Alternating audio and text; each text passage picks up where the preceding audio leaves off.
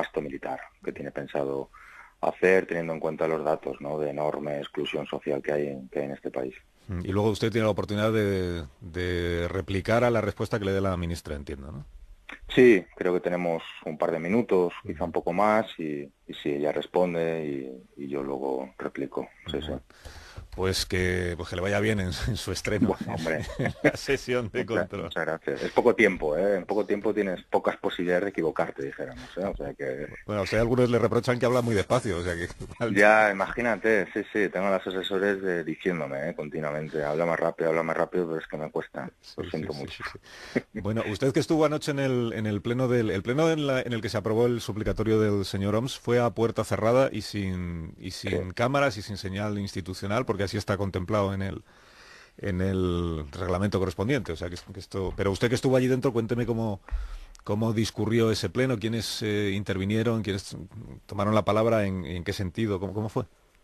Bueno, conviene recordar que sí que es cierto que el reglamento contempla esa posibilidad, pero el propio afectado, en este caso el señor Oms, en Junta de Portavoces, pidió expresamente que se reinterpretara el reglamento y que se hiciera de forma pública, que él como afectado creía tener cierta potestad sobre esto.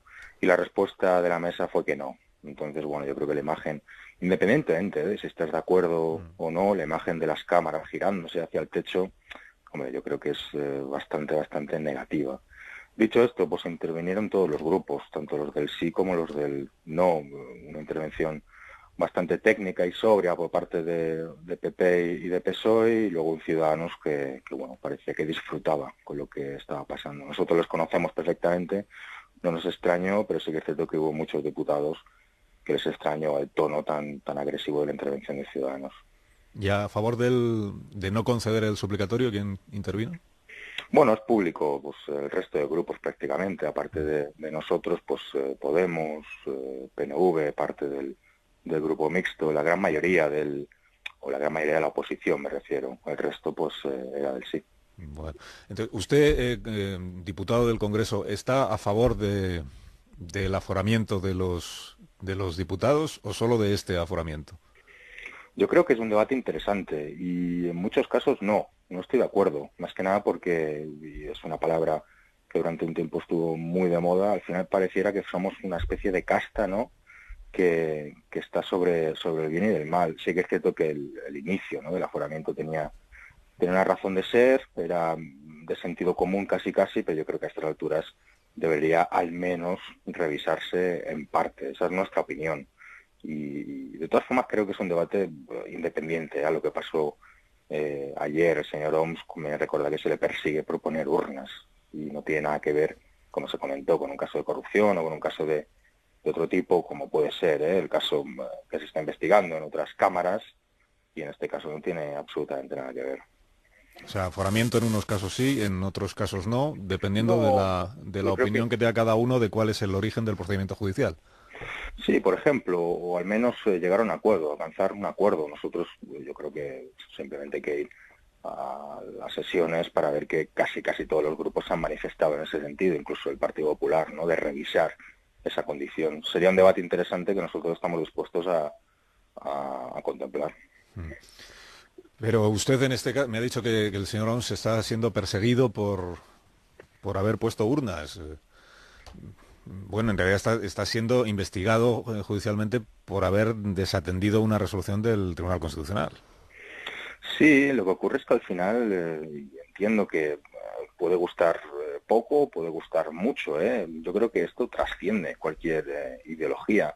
El propio PNV, que es un partido alejado ideológicamente, por ejemplo, de nosotros, así lo dijo, ¿no?, ayer. Yo creo que al final, independientemente de lo que diga el marco legal se tiene que adaptar a la realidad. Y tú, cuando tienes centenares de miles de personas saliendo a la calle cada año pidiendo algo tan sencillo como votar, pues que un señor dé pie a eso o obedezca el mandato que le precede y se le persiga judicialmente o se investigue judicialmente, pues me parece muy alarmante. No, hombre, siempre que cumpla con el mandato que le precede conforme a la ley, pues no tiene... Es decir, Esquerra Republicana formaba parte del gobierno catalán en el año 2006, puso urnas para el estatut, el referéndum del estatut, y persiguió a nadie porque se hizo conforme a la legalidad. El problema aquí es si se ha incumplido la ley, ¿no? Sí, la verdad es que el paralelismo nos sorprende, porque no es la primera vez que lo escuchamos. La verdad es que el gobierno, en este caso de Cataluña, intentó, por activa y por pasiva, negociar una solución, negociar un referéndum, negociar una consulta con el Estado español, y la respuesta fue que no, continuamente, y paralelamente teníamos a David Cameron, ¿no?, haciéndolo en Escocia. Bueno, sorprende, más que nada porque a mí me enseñaron, a mí es una opinión personal, que la democracia iba de votar, y que si no votabas, pues estabas en otra cosa, ¿no? Y sobre todo, pues De si... cumplir la ley, no le enseñaron que la democracia también va de cumplir la ley. Sí, pero es que en base a ese argumento, la verdad es que no se entenderían los avances, pues no sé, laborales, sindicales, sociales de los últimos 150 años. Yo les entiendo, pero es que diciendo a la gente, y vuelvo a repetir, es que no es una cuestión de OMS. Déjenme un instante, Gabriel Rufián, que cuente a los oyentes, noticia que facilita la agencia EFE. Los facultativos del SUMA confirman la muerte de Rita Barberá, la senadora y alcaldesa de Valencia. Hace unos minutos contábamos que el SUMA estaba atendiendo a Rita Barberá, que había sufrido un infarto en un hotel de la capital de España, y la noticia a esta hora de la mañana que aporta la agencia EFE, repito, es que ha fallecido Rita Barberá como consecuencia de este infarto que sufrió esta mañana. No sé si quiere usted decir algo al respecto, Gabriel. Señor Rufián.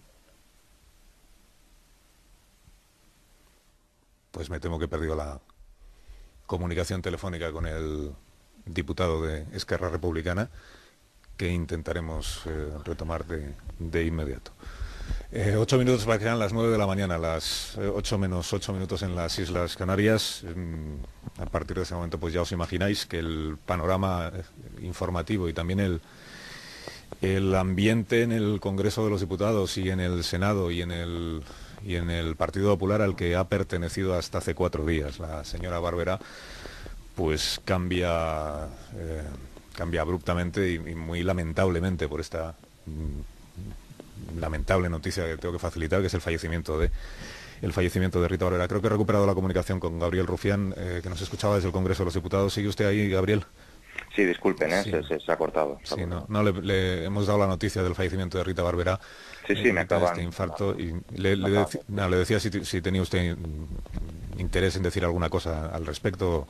Bueno, pues como no puede ser de otra manera, todo mi pésame a los familiares, y hombre, es una muy mala noticia, más que nada porque, bueno, al final fallece una persona que, independientemente de su estatus político, lo que le estaba sucediendo, pues deja de ser una desgracia, ¿no? Pues mi mayor pésame a los familiares. Gabriel, otro día seguimos hablando de otras cuestiones, si a usted le parece bien, que sé que tiene ya prisa porque a las 9 empieza la sesión de control y no puede faltar al hemiciclo. Cuídese. Ha sido un placer. Muchas gracias. Un abrazo. El diputado de Esquerra Republicana de Cataluña. En las 9 y 2 minutos, saludo a Alberto Fabra, que fue presidente del Gobierno de la Comunidad Valenciana, máximo responsable del PP y ahora senador en la Cámara Alta. Señor Fabra, buenos días. Buenos días. Pues simplemente escuchar la consideración que usted quiera hacer una vez que hemos confirmado el fallecimiento de una persona con la que usted ha tenido también tanto trato político, digamos, en las buenas y en las malas, porque en la relación política pues tiene esa cosa, como todas las relaciones, que hay momentos mejores y momentos peores, pero con quien ha tenido usted ocasión de trabajar durante muchos años. Así es, y Rita Barberá era una persona que se volcó por su ciudad desde el primer día que tomó la responsabilidad de ser alcaldesa y consiguió transformarla, luchando todos los días para hacer posible esa transformación. Y esa es la realidad.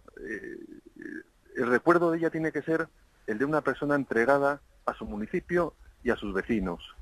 Y eso es lo que desde el Partido Popular y en la Comunidad Valenciana nos alentaba a seguir al resto de compañeros trabajando para poder hacer lo mismo que ella consiguió en Valencia.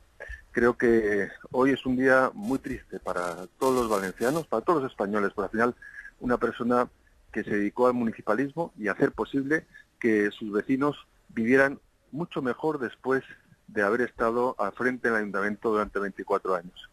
Y el resto, mire, yo creo que siempre cuando tenemos que hablar de lo que ha supuesto una persona, hay que pensar en positivo. Los últimos meses han sido muy duros para ella, muy duros, con muchísima tensión, y se le veía en los últimos meses muy deteriorada. Pero lo que tenemos que quedarnos es con esa imagen de una Rita fuerte, una Rita comprometida y una Rita que ha trabajado y trabajó hasta el final para hacer que su ciudad cada vez fuera mejor. Estábamos comentando ahora aquí en la tertulia, Alberto, si en los últimos días se percibía, pues, cuando Rita Barberá acudía al Senado o cuando acudía al Congreso el otro día en la inauguración de la legislatura, si alguien percibía que pudiera estar pasando más allá de la situación complicada desde el punto de vista judicial que todos conocemos y desde el punto de vista político, una situación de salud, si había algún indicio de que estuviera atravesando una situación complicada en ese sentido, de su estado físico. Bueno, hasta ese extremo no lo desconocíamos, pero sí que es cierto que la veíamos muy envejecida. En los últimos meses el deterioro era cada vez mayor y se le veía, había perdido fuerza, había perdido energía, y eso sí que se veía en el Senado o el otro día en el Congreso. Pero desgraciadamente todo esto le ha pasado factura. La tensión ha sido mucha en estos últimos meses, y sobre todo una persona que ha sido la gran transformadora de la ciudad de Valencia, y que hace tan solo unos meses o unos años pues todos la veíamos como un referente, y sin embargo pues en estos últimos meses esa situación judicial, esa condena mediática, en muchos casos pues le ha pasado factura, y posiblemente pues eso haya sido algo que le ha afectado y que ha generado esta situación, lógicamente. Se veía deteriorada y muy preocupada porque, desde luego, objetivamente, no es justo esta situación que ha pasado con una persona, como digo, que ha sido tanto para Valencia, que ha supuesto tanto para Valencia, la Comunidad Valenciana y para el Partido Popular. Alberto Fabra, gracias por habernos atendido. Muchas gracias. Que tenga una buena jornada. A las 9:06 paramos un instante, 8:06 en las Islas Canarias. Recuerdo a los oyentes que desde las 9:10 de la mañana habíamos contado antes el aviso que había recibido el SUMA, los Servicios Sanitarios Médicos de Madrid, una persona afectada por un infarto en el Hotel Villarreal. Esa persona era Rita Barberá. Desde hace 15 minutos hemos contado aquí la noticia del fallecimiento de quien fue alcaldesa